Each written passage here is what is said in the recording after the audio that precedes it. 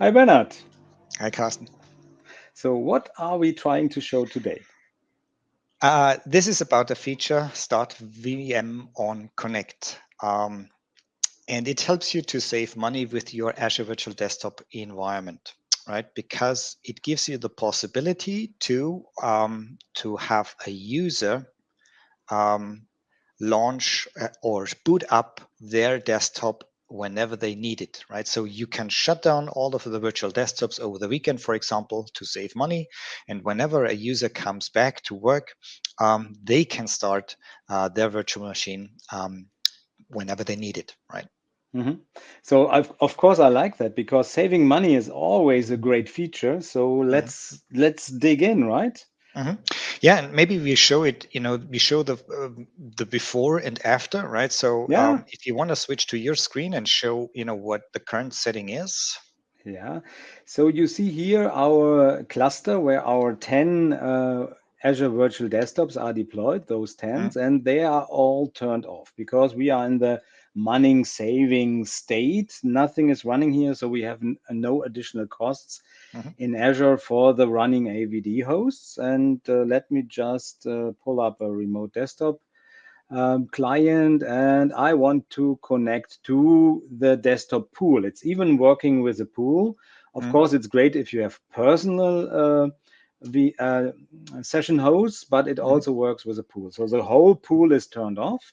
And you Mhm. see here, I tried to connect and it doesn't work. And let's Okay. switch back to your screen and you can Yeah. explain a little bit on the. And that makes perfectly sense, right? Because no virtual machine is turned on, so there is no agent returning back to AVD like, hey, I can take users. Nobody would be able to. So this is the expected state, right? Mhm. But you may have seen something under properties here, which is the feature here, Start VM on Connect, right? And that's what we're going to enable, right? But this is not only it. You need to do more things. And let's maybe go through the steps on PowerPoint first, and then do it in real life, right? Because Okay, show um, show the PowerPoint. right. So let me go here, and it's maybe a little bit weird on how to configure it, because the idea is that somebody in your Azure subscription is able to press the start button on your virtual machine whenever an Azure Virtual Desktop user comes in, right? Mhm. And that's usually done, using with a privileged account, or with an enterprise application, or with an application itself, right? And Mhm. there is an application for Windows Virtual Desktop. So this is the Microsoft provided Windows or Azure Virtual Desktop application, and you need to give this one rights on your VMs so that this application can press the start button, right? So you Mhm. enable the automation account for that feature, if you will, right? You're very explicit with the rules or with the roles that you give, right? So it's not like that this user account has then admin permissions on your subscription. No, it's just for powering on that VMs, right? Mhm. And in order to find that account, you have a very well-known specific GUID, right? Which you don't take any other GUID, right? This is taken from the official Microsoft documentation, right? So you would find it online if you search um, for Azure Virtual Desktop Service Principles. That was sort of redirected from the Start VM on Connect um, web page, right?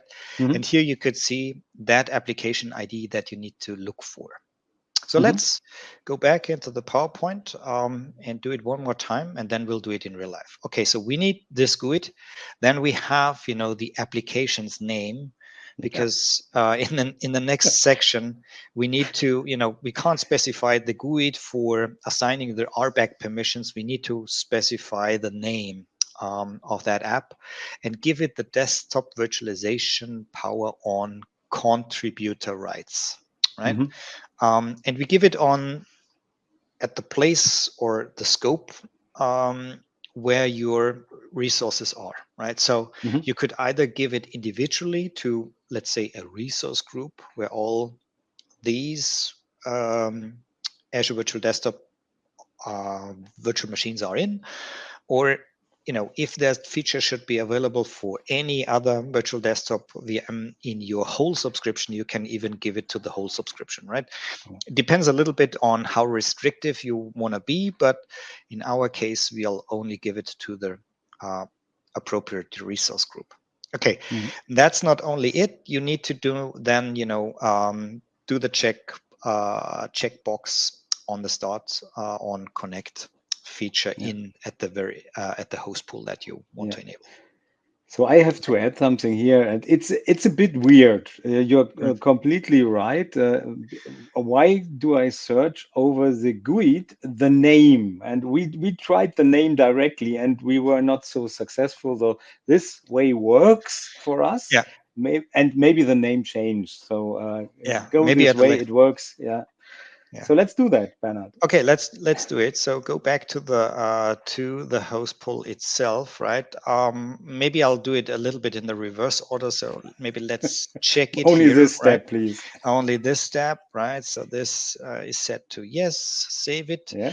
That would not be enough at the moment. I'm still missing out the permissions, right? And in order Hmm. to find that, I need to go to the Entra ID and go to the yes, let's see, search your tenant functionality. No, that's not it. I need to copy and paste the number. So let's take it from here or from the official website and take it from there. And there you could see the Windows Virtual Desktop Enterprise app, right? So that's the thing that I need. Hmm. Right now it has this name, so I can copy it. And now I need to go back to my resource group where the desktops are in. And I think you have placed it into Yeah, this we one, have right? it where the cluster is. Maybe we should do a Right. separate resource group, but we didn't. So So you we put it see, here. all yeah. So all of them are here. So let's go there and add the role assignment and add the power on. I think what it was. So the desktop virtualization power on contributor rights. Okay. Hmm. We may need to do the power off contributor rights as well, but not in this video, right? Because it's only start VM on connect. Um, we may do a power off as well in order to save money in a later video when we Yeah. are shutting down the VMs. But at this stage, we only need the power on contributor Hmm. rights. And that's for the Windows Virtual Desktop application, right? Hmm. And next we go, we say review and assign. And then I think it's demo time, right? So the role is there. We have enabled the feature. Now you please go back, grab the screen and do the connection one more time. With pleasure. So I grab the screen again, and Mm-hmm, here we are again. All our VMs are still mm-hmm, turned off. Yeah. mm-hmm. So you see that, and now I will try to connect, and maybe I have to try it twice. Let's see.